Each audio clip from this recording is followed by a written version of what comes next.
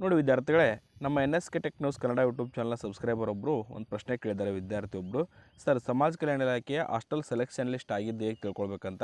ನೋಡಿ, ಈ ಒಂದು ಸಮಾಜ ಕಲ್ಯಾಣ ಇಲಾಖೆ ಆಫೀಸಿಯಲ್ ವೆಬ್ಸೈಟ್ಗೆ ಬಂದು ಇಲ್ಲಿ ವಿದ್ಯಾರ್ಥಿಗಳ ಪ್ರವೇಶ ಅಂತ ಇರುತ್ತೆ, ಇದನ್ನ ಕ್ಲಿಕ್ ಮಾಡಿದ ನಂತರ ಇಲ್ಲಿ ಲಾಗಿನ್ ಅಂತ ಕೊಡಿ. ಲಾಗಿನ್ ಅಂತ ಕೊಟ್ಟು ತದನಂತರ ಅಲ್ಲಿ ನಿಮ್ಮ ಒಂದು SSWID ಅಂದರೆ ಹಾಸ್ಟೆಲ್ ಅರ್ಜಿ ಸಲ್ಲಿಸುತ್ತಿರಲ್ವ ಆ ID ಮತ್ತು ಪಾಸ್ವರ್ಡನ್ನು ಇಲ್ಲಿ ಎಂಟರ್ ಮಾಡಿ ಲಾಗಿನ್ ಅಂತ ಕೊಡಿ. ಕೊಟ್ಟ ನಂತರ ಈ ಒಂದು ಪೇಜ್ ಓಪನ್ ಆಗುತ್ತೆ. ಇಲ್ಲಿ ಅಪ್ಲಿಕೇಶನ್ ಸ್ಟೇಟಸ್ ಪೆಂಡಿಂಗ್ ಅಂತ ಇದ್ದರೆ ನಿಮ್ದು ಇನ್ನೂ ಹಾಸ್ಟೆಲ್ ಸೆಲೆಕ್ಷನ್ ಆಗಿಲ್ಲ ಅಂತ ಅರ್ಥ. ನಿಮ್ಮದು ಅಪ್ಲಿಕೇಶನ್ ಸ್ಟೇಟಸ್ ಅಡ್ಮಿಟ್ ಅಂತ ಇದ್ದರೆ ಮೇ ಬಿ ನಿಮ್ಮದು ಹಾಸ್ಟೆಲ್ ಸೆಲೆಕ್ಟ್ ಆಗಿದೆ ಅಂತ ಅರ್ಥ. ಇದು ಕೇವಲ NSK tech news Kannada YouTube ಚಾನಲ್ನ ಮಾಹಿತಿ ಮಾತ್ರ.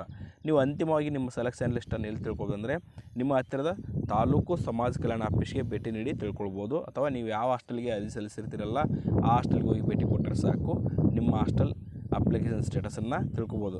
ನೋಡಿ ವಿದ್ಯಾರ್ಥಿಗಳೇ, ಪರಿಶಿಷ್ಟ ಜಾತಿ ವಿದ್ಯಾರ್ಥಿಗಳಾಗಿದ್ದರೆ ಎಷ್ಟೇ ವಿದ್ಯಾರ್ಥಿಗಳಿದ್ದರೂ ಕೂಡ ಹಾಸ್ಟೆಲ್ಗೆ ತೊಗೋಬೇಕಂತ ಒಂದು ನಿಯಮ ಇರ್ತಕ್ಕಂಥದ್ದು. ಹಾಗಾಗಿ ನೀವು ಹಾಸ್ಟೆಲ್ ಅರ್ಜಿ ಹಾಕಿದರೆ ಸಾಕು, ನೀವು ಹಾಸ್ಟೆಲ್ 100% ಸೆಲೆಕ್ಷನ್ ಆಗುತ್ತೆ. Don't worry.